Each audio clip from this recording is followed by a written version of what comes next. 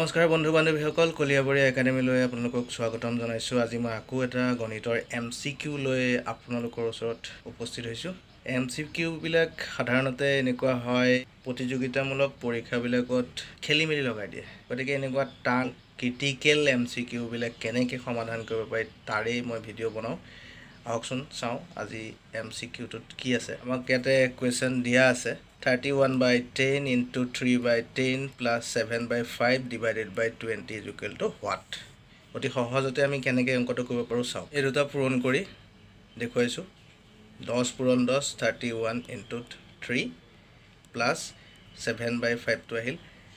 ইয়াতে এই হৰণ চিনটো আমি পূৰণ চিনলৈ কনভাৰ্ট কৰিছোঁ। পূৰণ চিন দিয়াৰ লগে লগে 20টো 1/20 বুলি লিখিবই লাগিব। তাৰ পিছৰ লাইনলৈ আহিলোঁ। 10 10 গুণ 100, 31 3 গুণ হৈ গ'ল 93 প্লাছ ইফালে আহি গ'ল 7/5 ইনটু 1/20।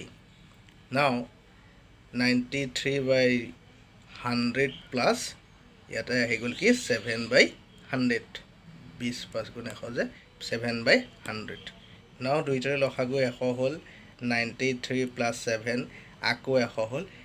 100/100 is equal to 1। আশা কৰোঁ আপোনালোকে মোৰ ভিডিঅ'টো চাই ভাল পালে। যদি ভাল পাইছে তেনেহ'লে লাইক কৰিব, শ্বেয়াৰ কৰিব, কমেণ্ট কৰিব আৰু এনেকুৱা ধৰণৰ MCQ পাই থাকিবৰ বাবে মোৰ চেনেলটো ছাবস্ক্ৰাইব কৰিবলৈ নাপাহৰিব। ধন্যবাদ।